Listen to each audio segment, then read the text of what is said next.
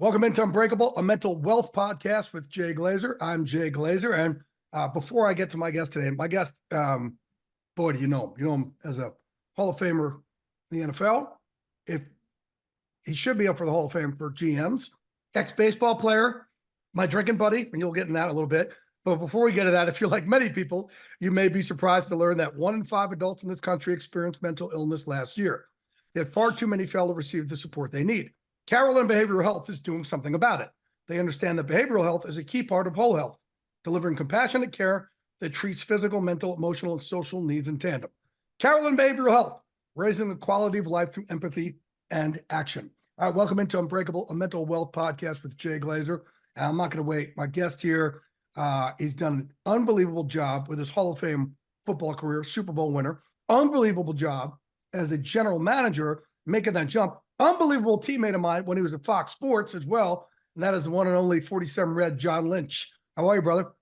I'm doing great, Glazy. This is kind of awkward because you and I are usually just shooting the what, and to be on this kind of formal setting, it's just awkward. But I do have to say up front, I heard you reading, that read about mental health. I just can't tell you. I don't know if I tell you this enough, how proud I am of you for the contribution you're making to so many who suffer with, something that afflicts so many people in our country, and something that for so often wasn't something that was talked about, that was just kind of pushed to the back door.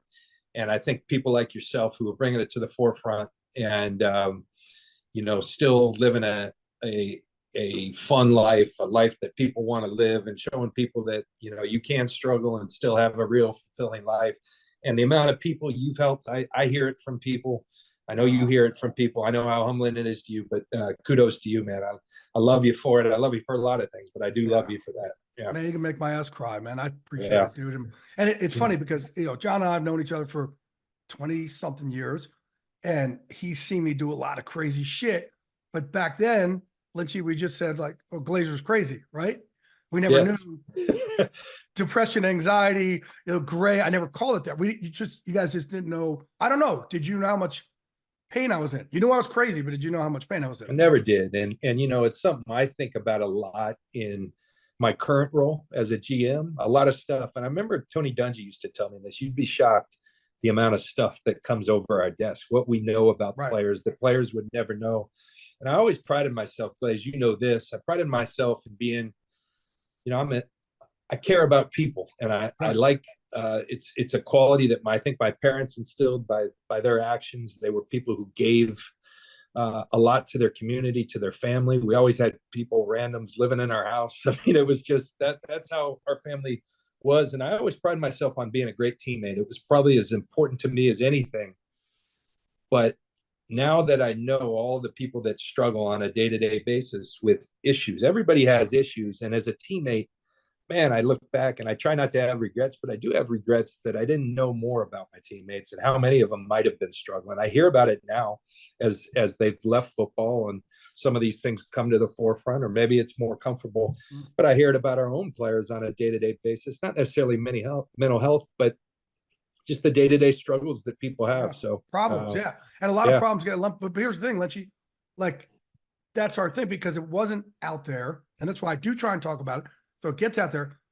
It's our not our job, but like we hit it. Like I didn't tell straight for 33 years, and I guess, and that's the thing.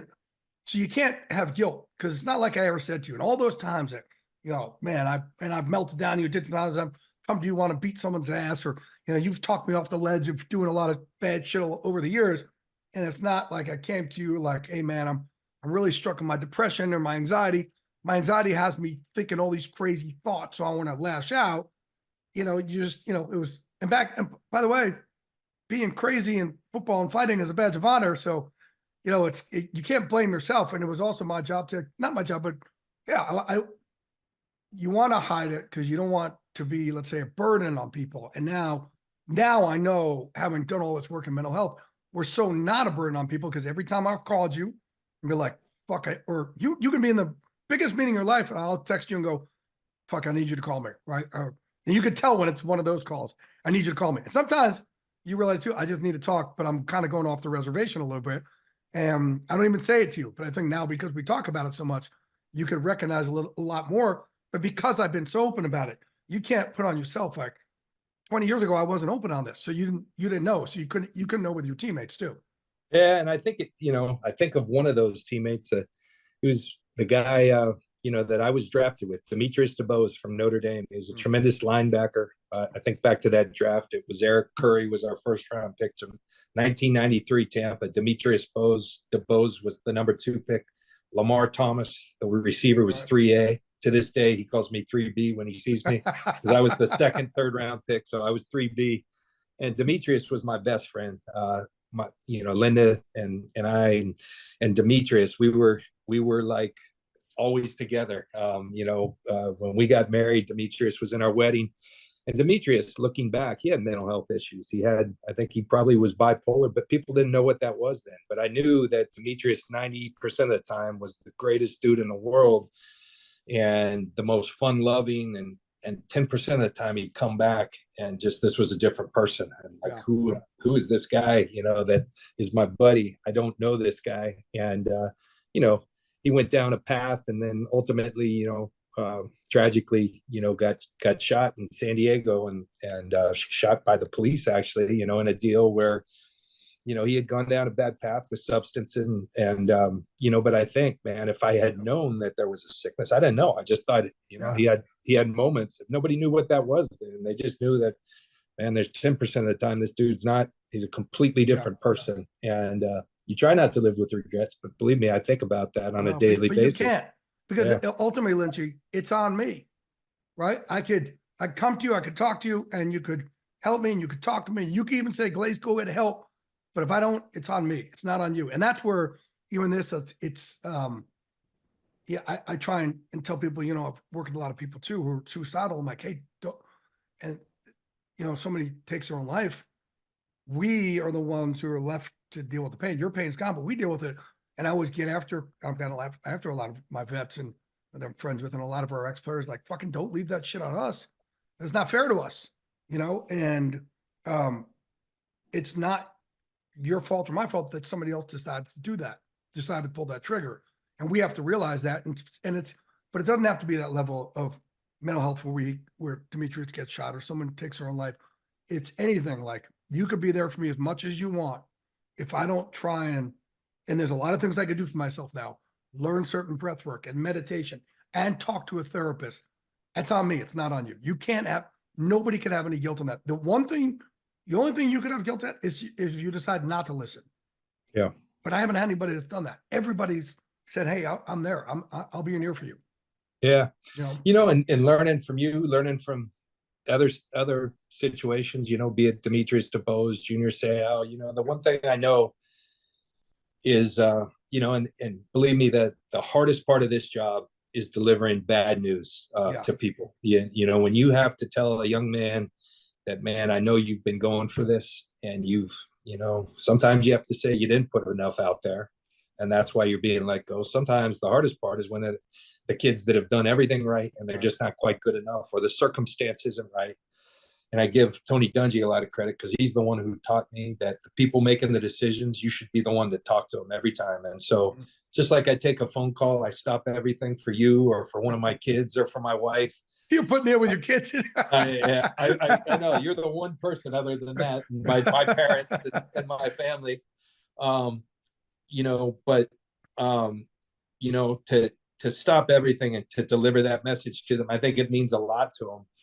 But then to know that, like, it's not only that you deliver the message, it's how you, and yet there's no other way to do it, but then to be direct, but to also know that, hey, and we've got people that can help you, because, it's not going to be easy going forward. We want you to, and we have a tremendous organization that understands that. And I can tell you that there's countless stories of people who later said, man, that meant so much to me that you took the time, that you talked to me, that your organization helped us. That's really a gratifying part of this. As hard as that experience is, when you hear those stories, it makes you realize how important it is just to take the time to be heard out by somebody. Right.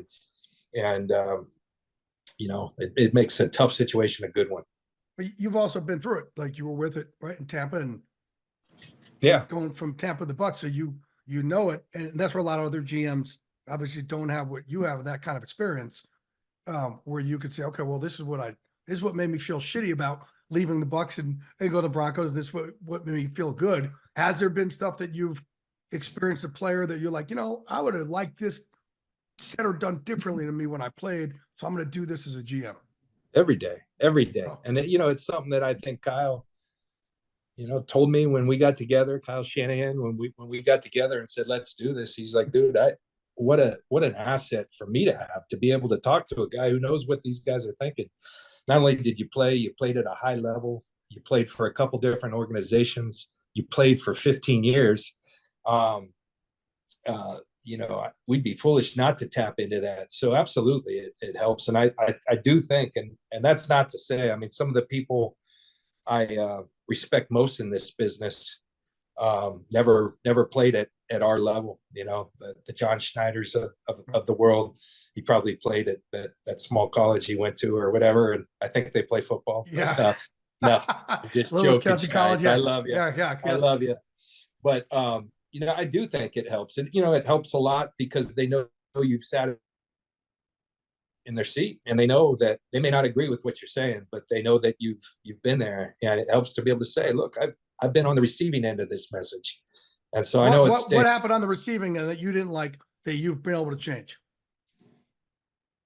Just being forthright, don't beat around the bush. Don't tell me you love me and you love me, but like, tell me, hey, the organization's made a decision. It's a real tough one because of all you've done for this organization. And sometimes I also understand now that that's a hard thing to do because you don't always know the answer right away. It's not always absolutes. But I think when you just communicate, that's the one thing I've learned. Communicate, over communicate. Here's where we're at right now. I think that goes such a long way when you're the player, because people feel like if someone's just shooting me straight, I can live with anything. I may not agree with it, but I can live with anything. But when it starts feeling awful shady when they tell you one thing and then the other thing happens, or they don't tell you anything and you're completely surprised.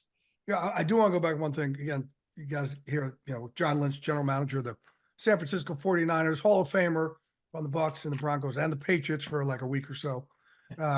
It's 3 weeks. 3 weeks. 3 weeks. 3 weeks. 3 weeks. You should tell that story real quick by your quick experience there. Can you tell it? I think every time I tell a story, Belichick gets more pissed. He gets pissed at you, yeah. There's something to Bill appreciate. You don't spill, but I don't. I love Bill, but I'm going to go ahead anyway. So, we were in camp my first year. I leave Denver after 4 great years there. Mike Shanahan kind of talked me out of retirement. As soon as the season was over, I had just gone to a Pro Bowl. I said, what a way to go out. I thought our team was going to be going on a little rebuilding mode. But Mike said, I need you. You're playing great ball. You just went to the Pro Bowl. I need you. Mike's very persuasive, just like his son. And he talked me into coming back for one more year 16. So I go to camp. I get there and I'm 36, but I got 2 guys playing safety that were both 30 pluses. And I was like, I know I'm better than these guys. And they were playing in front of me. I said, Mike, this is not what we talked about. Like, we just want to save you, And so anyhow, Mike and I had such a good thing. I said, why don't you just let's part ways. And he goes, so you're going to retire? I said, I'm not sure. I don't know. I'm likely going to retire, but I don't want to make that decision right now. Well, sure enough, I get home and I'm being Mr. Mom. And for the first time in my life, I'm not training like a madman around that time of year. And we're just chilling. We're river rafting. We're living in Colorado at the time. Well, Bill Belichick, about 3 days in, starts calling me every day and says, hey, I was a knucklehead 4 years ago. We should have done this. You went to Denver. I've always regretted it. I want you to come play. I've got a perfect role. So he talks to me for about 14 days. I'm talking with my family. And I eventually take the jump. And I said, I'm going. And as soon as I got there, and I mean, this is when New England was in their heyday. And it was going to be Rodney Harrison and myself playing in the secondary together. I mean, Bill went to Rodney, hey, would you be cool with John coming in? And they actually wanted me to play linebacker, a linebacker role. Bill, like always, was way ahead of everybody else and had this idea of playing a safety at linebacker. And so I get there and the mighty Patriots, all of a sudden, Brady is hurt during training camp. He had like a stress fracture in his foot. And this was like, I think, right at the forefront of Tom having a radio show, or, they were coming off. Bill that year had taken all the banners down because he thought the team was living in the past. So he ripped everything down off the stadium to let them know, you guys haven't earned anything. This team hasn't earned anything. And, Tom goes on his radio show and talks about his stress fracture in his foot, which is a no-no. Right. And, we're in the team meeting, and we had just had a rookie show the night before, and it was hilarious. This kid, it was Barrett Ruud, the linebacker. He had a brother, and he was one of the funniest people I've ever, a rookie. And this guy had, he had some cojones to get up there, make fun of Belichick, make fun of Rodney, make fun of Vrabel, all the guys. I mean, they had some dudes back then. So I'm thinking everything's jovial. Everybody comes in, laughed, and right away, Belichick, hey, I got to get some stuff off my chest. In a team meeting, right? Yeah. A team meeting. And he says, hey, great job last night. Real funny stuff. Now I got to get some stuff off my chest. It starts with you, Brady, and he goes, you used to be tough. Now you make me sick. You're on your freaking radio show talking about a hot spot in your foot. And there was this rookie next to him, Gary Guyton, who was this rookie who was having a great training camp. And he goes, Guyton, stand up. And I never forget this. I'm sitting next to Matt Patricia, Mike Vrabel, Tony Bruschi. I'm with all the linebackers. Rodney's up there. And these guys know Bill's serious. And, Bill says, Gary, stand up. He goes, tell him, what's wrong with your hamstring? And the kid's being sheepish. He won't say anything. He goes, Guyton, how long's your hamstring been hurt? He goes, for 3 weeks. He goes, how many days do you miss, Guyton? And he goes, 0. And he goes, that used to be you, Brady. Now you talk about your hot spots on your damn radio show. And I'm thinking, this has got to be a spoof on the rookie show. It's a carryover. And it's right when he started dating Giselle. And he goes, you used to be tough. Now I think you're more just interested in dating supermodels. Well, with that, I, back in row 18, start just cracking up out loud. And the whole room, including Bill, and he makes eyes with me. And they all turn around and stare at you, right? Like I was the only guy laughing in the whole, and I get punched by Vrabel. Dude, what are you doing? And Patricia's hit me on the other side. And I just realized, oh God. And so I stayed there. Like, this is real. Oh my God. I'm trying to learn the playbook. And I leave. I leave that night. New England's a late culture. I mean, coaches are there late in the night. And I leave. I was working with Dom Capers to try to learn their playbook. Dom was like a special assistant. And so Dom and I worked till about midnight. I'm leaving, and to get by Bill's office, you got to walk by, or to get out of the building, you got to walk by Bears, Bill's assistant, and then Bill's office.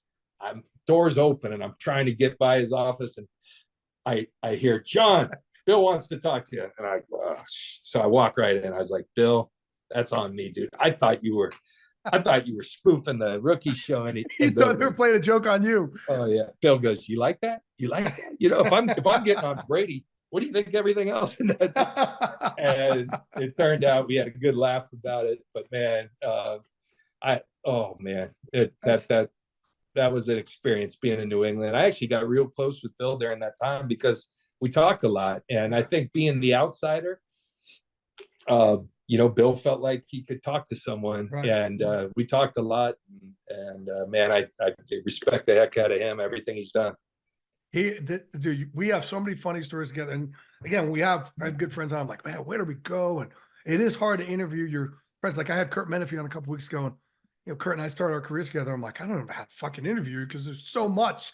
I think, look, we call this a mental wealth podcast right now. And look, you could tell right now from Lynch and our relationship, he's kind of my emotional support dog. And that's pretty good, right?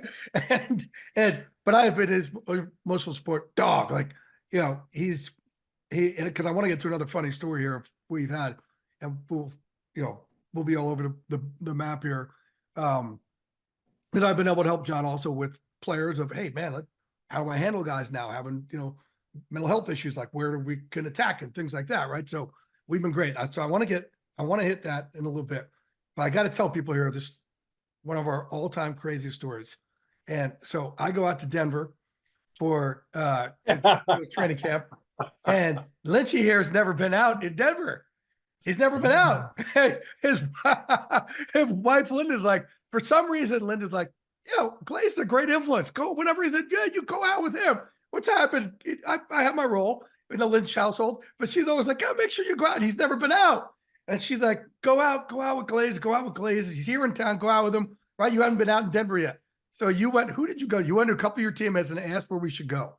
Al Wilson was one of them. Was Plummer the other one? Smith, Al Wilson, okay. Jake Plummer. They were all in on it. Yeah. They were all in. He goes, where should Glaze and I go? And we won't say the name of the place, but it was it was some place in Denver. And we do go out, and on first glance, it seemed like a phenomenal place. It seemed great. And Lynchy's a family man. I was single at the time, so there was a lot of ladies there. So I'm like, oh, it's great. Lynchy goes to the bathroom, and I kind of look around, and my investigative journalism hat comes on, and I'm like, we got to go.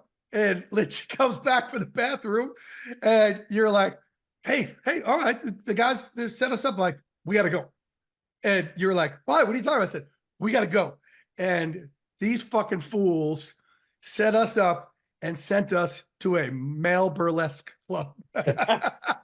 And I'll never forget, it was men in uniform night. And we turned around, it must have been on a break, and this big guy in a cop outfit comes out, pulls his pants off, and there's fucking Jay Glazer and John Lynch right there. Well, I was looking at you, and I'm going, wait, this is exactly what you wanted. You're single, I'm married guy, but I'll hang. And you go, turn around, and I turn around, and right in my face is boom, boom, boom. I got to the team meeting the next day, and I was new to that team, and this kind of was like the moment that ingratiated my teammates. I said, hey, Mike, I got something to say in front of the team. And I said, Al, Rod, Jake, you know what? Like, I think you said I want two words. Fuck you. Yeah, you guys set me up, and they laughed so hard, and it was all good from there. But that is what is great about a locker room, though. We could do things like that. Listen, if the rest of the world took on the attitude of a locker room, we wouldn't have so many problems. Because locker room is the only place you can have a big, fat, white, racist lineman being the best man at a young thug black guy's wedding. And there's only one color people care about in a locker room, and that's silver, which is the color of that trophy. And you could laugh it out and fight it out, and nobody's sensitive in a locker room. They are outside in the rest of the world, and I wish we could share it with the rest of the world. And we can't. And now it's getting even worse and worse, and we're not going to go on a whole fucking thing here, but, man, I wish the rest of the world really can't see how much – I mean, this is – that night, you couldn't have more backgrounds all in a plot to mess with the pasty white safety and the Jewish guy who's coming in, sending him to a male burlesque show with a big black cop up there. And it's like, we're all coming together to love and laugh together. And man, I wish we could bottle it up with the magic of a locker room and give it to the world. And I think it's what's always appealed to me about this sport is whether I was a 6-year-old fan, my dad was in the radio business, and they were the flagship station of the San Diego Chargers. And so my dad and mom would be up in a suite. Back then they were boxes and suites. They weren't real plush, but they were up there entertaining clients. And my sister, my brother, and I would be down with these Charger fans that became family to us. And what I learned there, aside from loving sports, and everything was sports in our family. My dad had played in the NFL a little bit. My mom was real athletic. We just loved sports. My parents had a philosophy. You send your kids outside, you have them play every sport, so they're so tired they couldn't think about getting into trouble.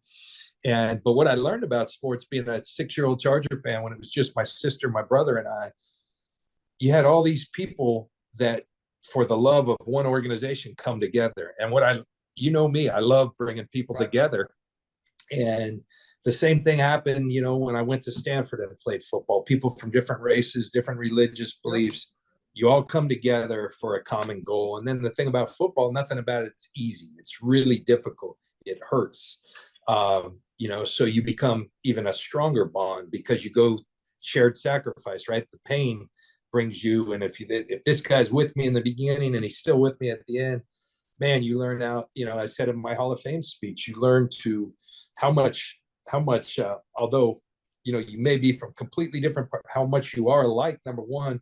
And then you learn to celebrate your differences. And I like that. man, if the rest of the world could take that on, right? Not be so sensitive and learn to bust each other's Right. chops, but do it in good fun, but really have that bond we could all learn. And I talked about huddling up, and let's all huddle up together as a people, because that's what I believe. And like, we make it too difficult sometimes.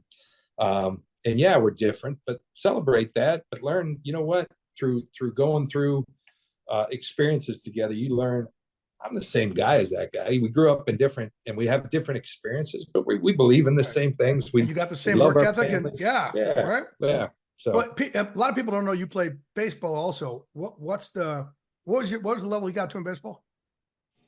So I was the first pick of the Florida Marlins. I played at Stanford. I was an outfielder. I was a closer. You were the first pick of the Marlins? I didn't fucking know that. No, I threw the first pitch. I was the second pick. Charles Johnson, so their first year. Wait. Back it up. Yeah. You threw the second pitch. I threw the first pitch in Florida Marlins organization history. It was in Erie, Pennsylvania. No shit. Yeah. I was Charles Johnson, the catcher, was their first pick. I was their second pick. And, we went to what they call short season A-ball in Erie, Pennsylvania. And this became a huge deal because Wayne Huizenga owned the team. And this was, they were an expansion team. And here was the first pitch in organization history. My hat, ball, all that's still in the Baseball Hall of Fame because of that experience. But, the other part of the story, I came to Stanford as a quarterback. I was the number 2 quarterback the day I stepped on campus. I thought going into my sophomore year, I won the quarterback job, only to get beat out. I'm playing baseball. Baseball is going better. So in baseball at the time, you could sign after your junior year. And I signed with the Marlins after my junior year. And then Denny Green leaves for the Vikings, and Bill Walsh comes in, and I get a call from Bill Walsh saying, hey, and now I had switched to safety, and I got benched in game 4 after leading the team in tackles. I get benched. I thought I was playing pretty well, but apparently the coaches didn't. So I just said, football is my love, but baseball is where I got to go. Bill Walsh watches the tape, and he comes in, and I'm in Florida actually at spring training. I get a call from Bill Walsh, and Bill says, hey, I've been watching our film, and you're our best defensive player. I understand you have a great opportunity with the Florida Marlins, and that baseball's going well, but I'm telling you, you can be a Pro Bowl safety in the NFL. And I said, what? I played 4 games and I got benched. And with all due respect, Coach Walsh, and he said, hey, next time you're in town, come see me in my office. So I did, and he made a tape, and it was a tape of Ronnie Lott making a play, then me making a similar play. Ronnie Lott making a play, and he says, you believe me now? And I was ready to run through a wall. And so if not for Bill Walsh, who knows what I would. How about that? I think I would have made it in baseball, but who knows? Well, did you you played that 1 year in baseball, and then played two parts of 2 minor league seasons, so a summer, and then I went to King County, Illinois. Those were fun times, man. I was going to say, that's what I want to hear. What's the difference in, man? And you and I we haven't talked a lot about this. What's give me some of the funnest. Did I just say fun, or what is it? More fun? Yeah, more fun. More fun. Here's the broadcaster. Hey, Justin, pull that part out. Some of those fun stories from those times, but also, what's the difference in the baseball and a football locker room in the culture? Well, baseball. Well, first of all, being in the minor leagues, man, it's the minor leagues is a trip now because you're you go to spring training and they're basically babysitting because, only so much you can do. Like in training camp, the day's full, NFL training camp, right? Yeah, NFL training camp. We used to have 2 practices. We don't anymore. Right. But you still have a full day of meetings. Baseball, they're babysitting minor league kids because they don't want you going back to the hotel. And they're high school kids. You're right. You're just out of high school. And there's kids from third world countries, Oh, yeah. And I think that's the thing. Football players get a bum rap, but most football players have their college degrees. These guys, most of them, they were lucky if they had high school degrees. And so You're out. I remember this kid who I was on the, we'd be on these buses. And I remember my dad, before I went and played minor league baseball, said, everybody's got to have a briefcase, and I was like, why do I have to have a briefcase, Dad? And so I got on my first trip, and this kid, Ryan Whitman, had a briefcase. and Ryan hadn't graduated high school. He got seen, like, he worked at a bar. They had a softball team. He had a cannon for an arm and a scout song. And so Ryan was this great kid, but he knew I liked to read. So he'd come to me and he goes, "Hey, I want you to help me, you know, like, in case I make it in baseball, I want you to help me, like, learn how to interview." And so I said, "All right, Ryan, we'll come with a word a day. I'm going to give you a word from something I'm reading, and we're going to learn that. We're going to expand your vocabulary." Because most people are playing cards. I was into reading back then, and I filled some time. So Ryan and I, and then one day I said, "Hey, Whit, though, if I'm going to be doing this, you got to tell me. I've been watching you carry that briefcase forever. Like, what's in that briefcase?" And he goes, "Oh," and he pops it open. His baseball card taped up and a pack of cigarettes. The only thing in there. And you know, but the stories of minor league baseball, I mean, everything from being on the freeways, you see, like, the amount of time I played, you're seeing beautiful parts of the like, I was in New York Pin League, and you're going places like Erie, but you're going up at the Niagara in Canada, Oneida in New York, upstate New York. It's real pretty. Jamestown, New York. And then you go up into Canada, real pretty places. But my brother did it for 6 years. He goes, "Yeah, it gets old really quick." And you're on a janky bus. But it's fun.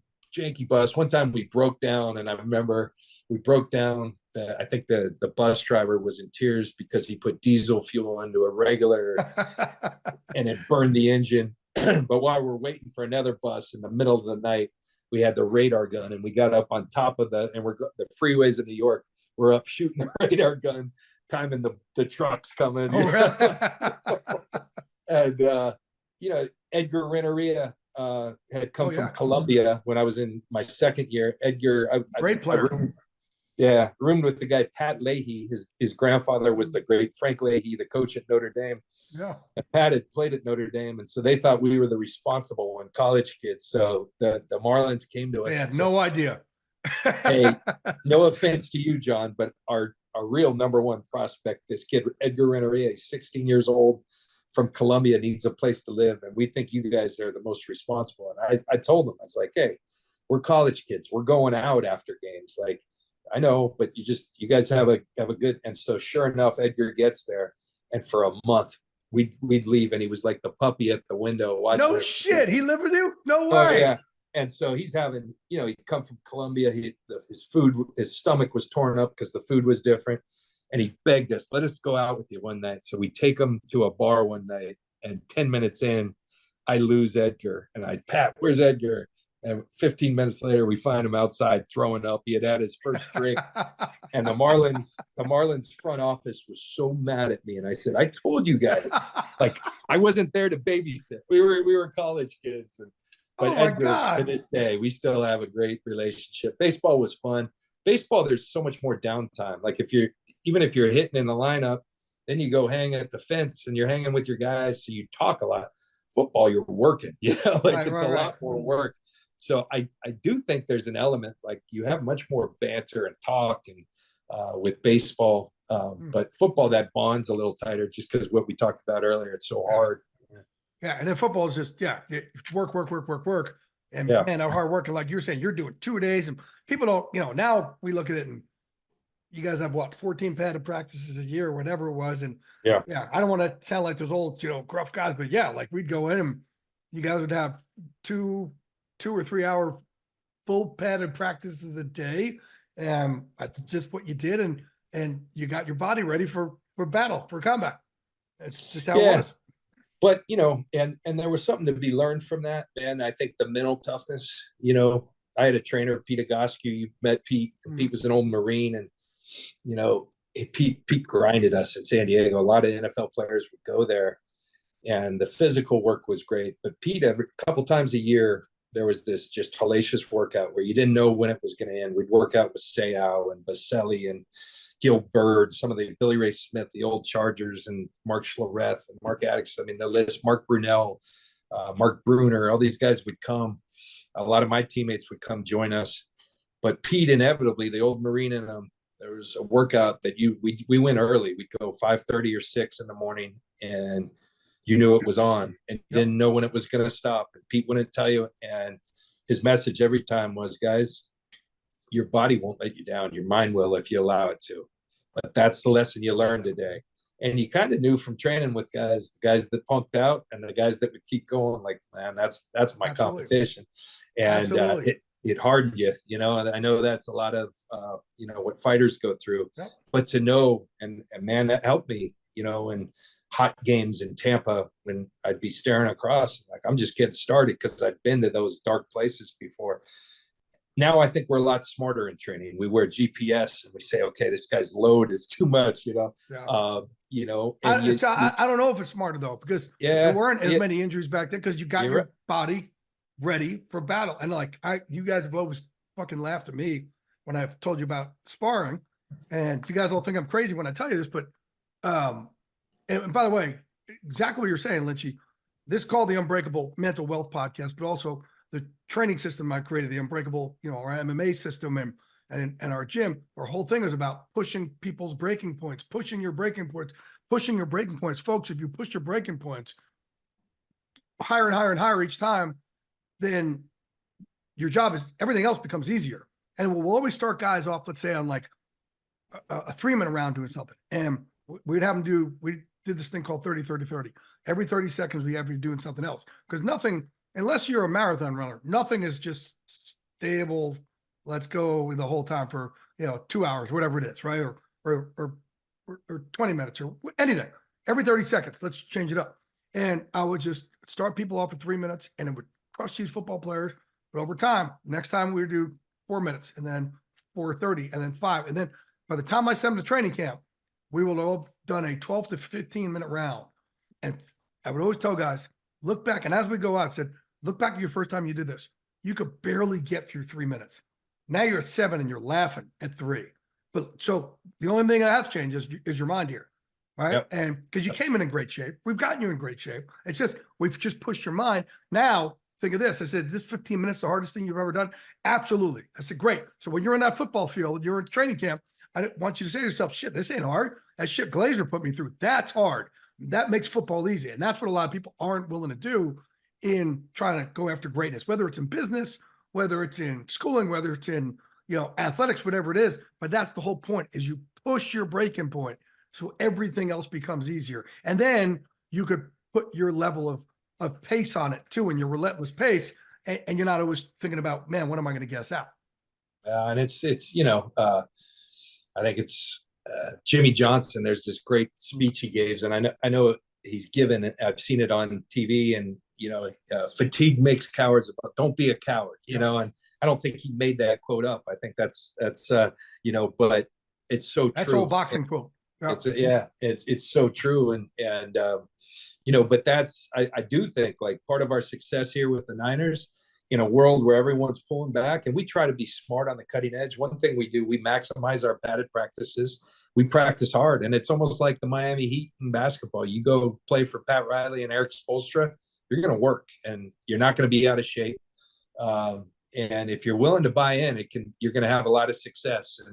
And we try to be cutting edge. We try to listen to all the signals, but we're going to work, and we're going to try to be unbreakable. And we're going to try to push through limits, because I think you have to have that success. I mean, look at you, right? So, I'd always say, there's 2 John Lynches. There's 47 Red, which is the guy who plays in the Bucks and the Broncos. And then there's, John Lynch, who's he's the guy in your Brooks Brothers catalog with the sweater over his shoulders. But it's that little difference, that work ethic, that mindset that you're willing to go through that a lot of people aren't. And I bring this up. I'll never forget. There was a player, we were coaching this team, and this player comes to me, he says, we're coaching them in our Unbreakable MMA program. And he says to me, man, I got drafted right about the same time JJ Watt did. And look at JJ, what he's doing. I said, hey, bro, the secret of success, it's not a secret. He said, what do you mean? I said, find out who the best is and do more than them. That's it. So if JJ is the best, okay, let's put you through more. He goes, well, I can't do that. I go, well, you just said that you can't figure out why JJ's gotten so great and you haven't. He goes, well, yeah, but his workouts are ridiculous. I'm like, are we really having this conversation right now? You came to me and said, why have my career passed me by? And I'm telling you, this is how, and you're still like, oh no, but I can't do it. Well, you just answered it yourself, and he couldn't grasp it. That's the reality. Not everyone's willing to do it. They think they might be, but are you willing to do it? And then some people might do it for a day or for a month. Right. It blows my mind every year. Like, oh man, our guys are working. Yeah, it's the first day of training camp. Let's see in 10 days. You're going to start to see them separate, and it's like the guys that are the good players, they're going on day 20 while other guys have tailed off or they start being inconsistent. So there's no substitute. It's consistency. It's the quality of your work. It's the routine. I've always felt like, the best players I've played with, Derek Brooks, I could tell you when I played with them where he'd be at Tuesday at 8:45. There was just a routine that these guys generate where it becomes what they do every day. And the best, they start separating themselves by stacking days, stacking minutes, stacking weeks. And when you do all that, all of a sudden the gap has widened. Yep. And Tom Brady, Peyton Manning, those guys, they outwork their competition. Yeah, they're talented. They're immensely talented.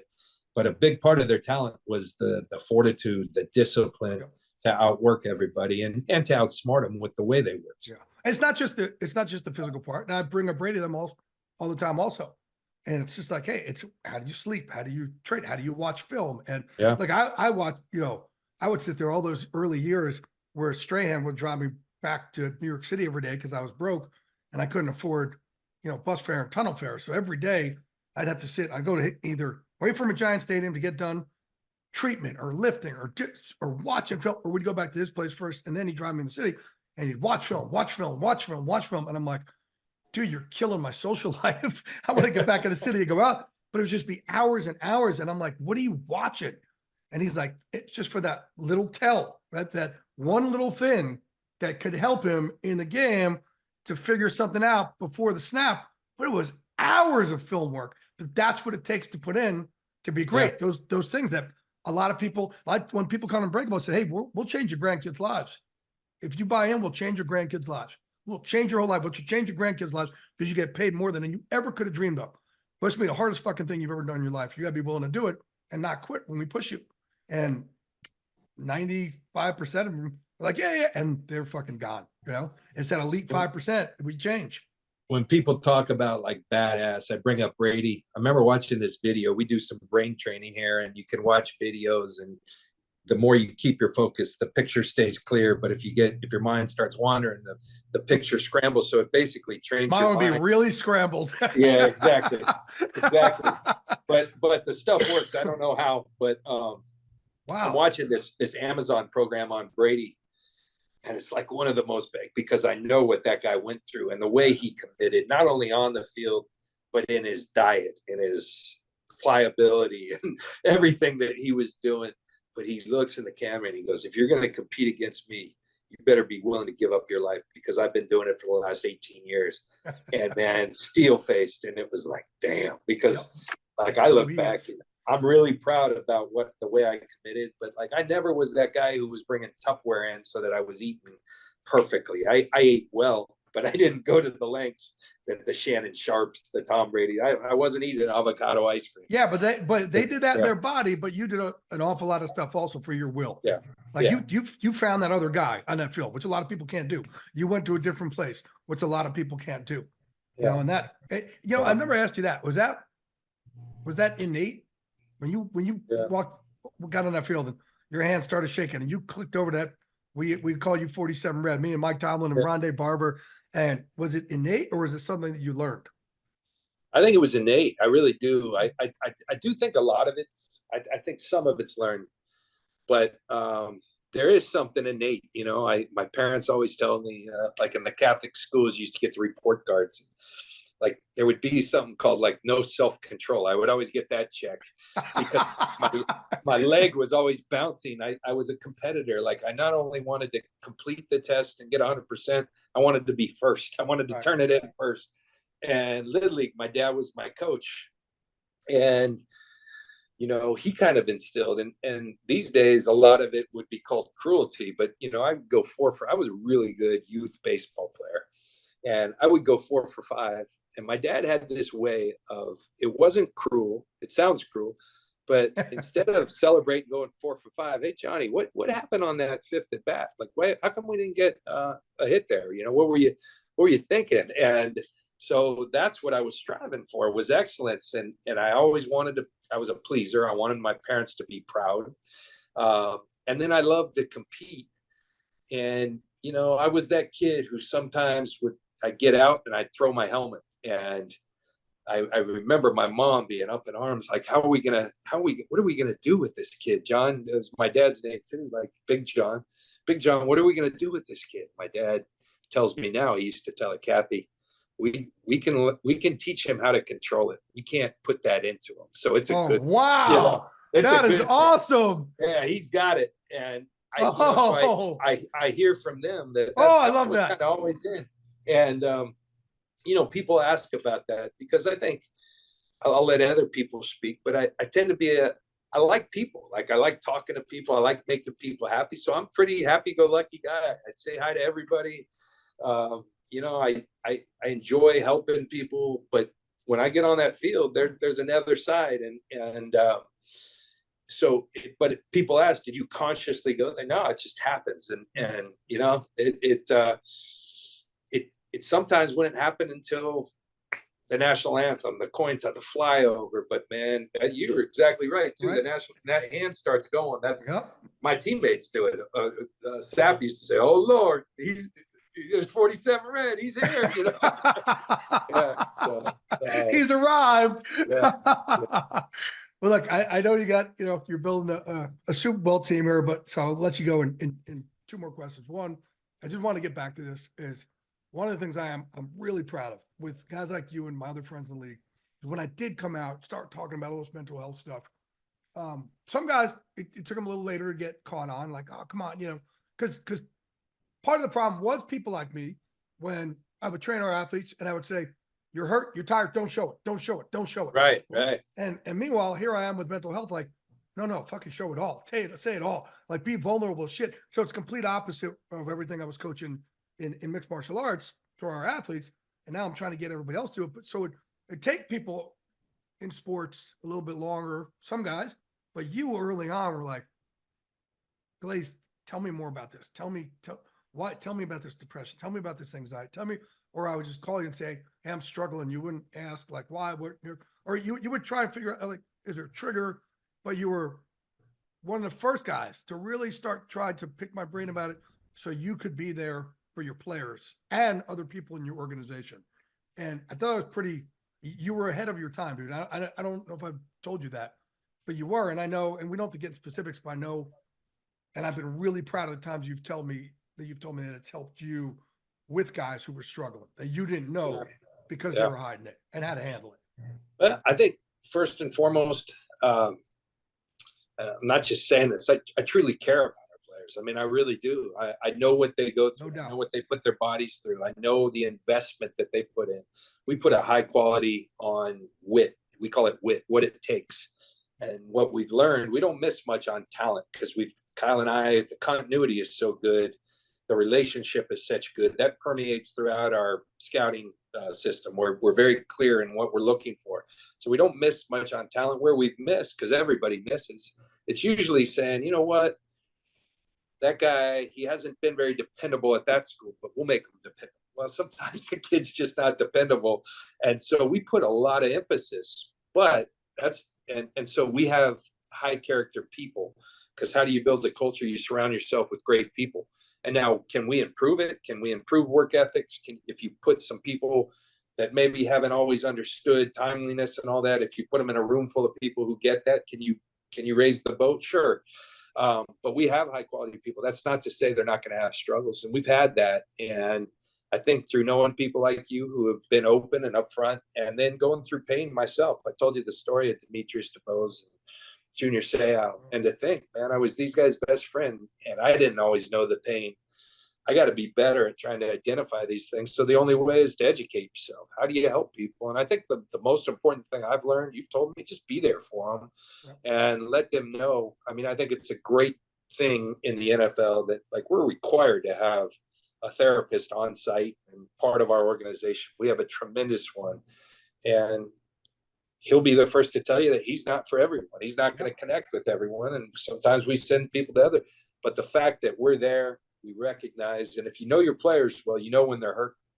And so at times it's self-serving. Obviously, if players are feeling good about their and things are good at home, they're going to go play well. But really, it's more about just caring about the people. And if you just keep your awareness about you, if you talk, if you communicate as an organization, you can head some things off. And I hope we all kind of take that of looking out and having. We talked a lot about having each other's back. That's the 49er way. Ronnie Lott talks about that a lot, having each other's back. We want to have each other's back. And if you're doing that, it's on and off the field. I think also you got two things here. One, if you're playing this level of the NFL, dude, we've talked about this. Everybody in there's crazy. You can't be great and not have some crazy. You have to. It's, again, we have outworked the world that you've done playing in the NFL. I tell these guys who retire, like, you play in the NFL, that's not who the fuck you are. What's behind your rib cage and between your ears that got you to beat out millions and millions and millions, that's who you are, right? And that's suddenly, that's not just there on and off when the uniform's on or off. But as a result of this too, man, a lot of the crazy that we have, and those of us with anxiety, Lynch, you like, we make up a lot of shit in our head that's not there. And especially, I now know from all the players I've trained and the paranoia that we have, and I think the paranoia drives a lot of us, but it does, like, it gets us to think, man, I'm getting cut, or I'm going to not have this position, we're getting fired. And you guys, it's hard for you guys to know that about us. Yeah. But every one of them there. Your best players have insecurities that's like, oh, fuck it, it's going to end tomorrow. And this is my 30th year doing this shit. I still go through it, every week. Oh, I don't have a big scoop on Sunday. Fuck, I'm yesterday's news. It's just not, it's not accurate. But you've been able to, again, we've talked about it more, but I'm just letting you know, it's there. It's in your locker room. It's every day. There might be 53 guys in there, but there's 200 personalities and 1,000 thoughts that race through your head, and all those thoughts seem real to us. And you know what, Glaze, the thing I've learned more than anything, and I'm really proud of our league and our organizations. This organization gets it as much, and this isn't me, this is our ownership. What you do for the players once it stops, because, man, as much as you say that's not who you are, that's what they know. Yes, and their day's been planned for them. Yes, they're very disciplined people, but they've been given a schedule their whole life, and all of a sudden the record just stops. Boom. And it's like so many of these guys, and I tell them, like, don't freeze.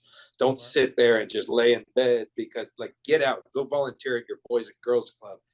And I know as teams, the more opportunities, just an alumni weekend where we have guys here, they feel a purpose, they feel a connection, they feel like, hey, I'm still loved, I'm appreciated for all that hard work. I'm limping, but the team that I played for still appreciates me. And I think it's good for them just to be out. And so this league, Tracy Perlman, our friend, is doing wonderful things at the league with the Legends community. And yes, amazing. Each of the teams are taking more active role. And that's so important, because so many of these players just feel like abused. Like, man, I gave my life for this organization and I'm kind of forgotten. And I think this league, baseball is like really good. Like, all their old guys come back to spring training and they're ambassadors for their team. Football hasn't been as good. It's kind of more like, we got to keep these guys outside. We're going to run this team. And, man, the more of those guys we can have around, it's good for the organization, and it's great for them.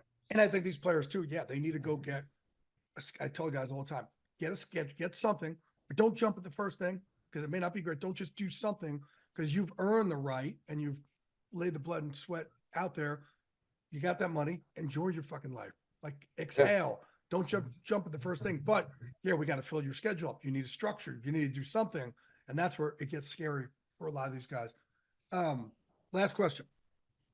I ask all my guests this. It's the Unbreakable Wellness Podcast. Unbreakable Mental Wealth Podcast.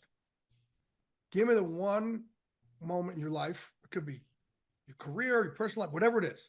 One thing that could have broken you, should have, but didn't. And as a result, you came through the other side of that tunnel stronger for the rest of your life. Oh, man. It's a good fucking question, ain't it, Lynchy? Yeah, it's you're making me think a lot. And, this is where my gratitude, I talked a lot about it because your Hall of Fame speech, Glaze, the thing here you're identifying as an athlete, you don't spend much time reflecting, or any time, because you're always on to the next deal. But when you have to write a Hall of Fame speech, it makes you think a lot. And you know what, the first thoughts that I really started thinking about is the gratitude I had for other people that believed in me before I believed in myself. So what I'm talking about, I was drafted to Tampa in the third round, and Sam Weish and this team. And I go to the worst organization in football. And I had Floyd Peters was our defensive coordinator, and God bless Floyd Peters, good man, but he didn't want to take Sam Weish, the head coach, wanted to take me. So I didn't know all this when I was drafted, but Floyd tried to make my life miserable. He was an old school coach. All he called me was rookie.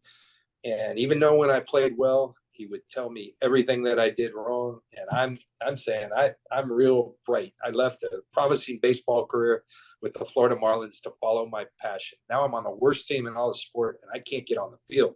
Like, what did I do? And I thought about going back to baseball, but then thank God there were people. And early on, it was a teammate like Hardy Nickerson or Martin Mayhew, who later came back and worked. And then later on, it was Tony Dungy and Herm Edwards. All these people said things like, no, man, you stick with it because you're going to be a pro football. Herm Edwards was the first one who said, you're going to be a Hall of Fame football player. I didn't think that about myself. Wow. So I think probably most proud about persevering through being on a real bad team, not having success. And I couldn't have done it without people, my wife, first and foremost, who was with me the whole time, who never once didn't believe in me. And you get me.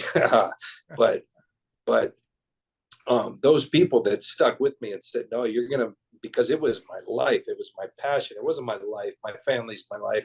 My faith is my life, but it's a very much part of my life.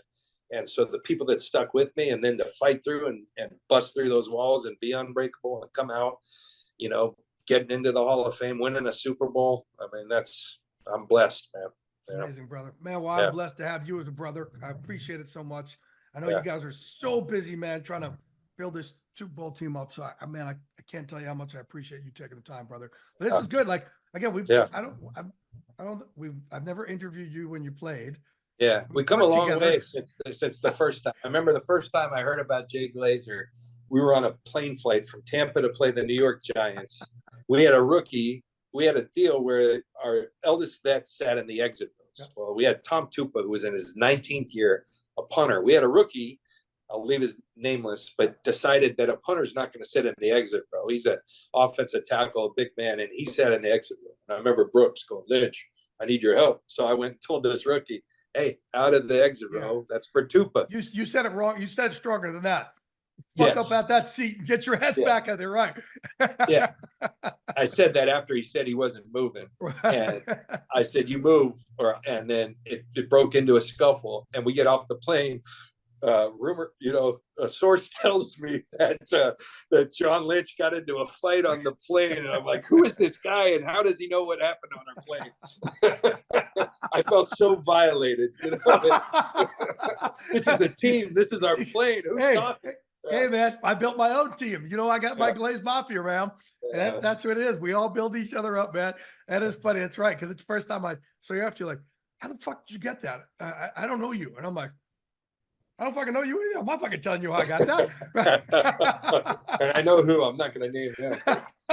One of my best friends in the world. He just went in the Hall of Fame. He wore number 20. John Lynch, man, I appreciate you so much, brother, man. Thank you so much. Keep being unbreakable. Love you, brother. See you, brother. Love you.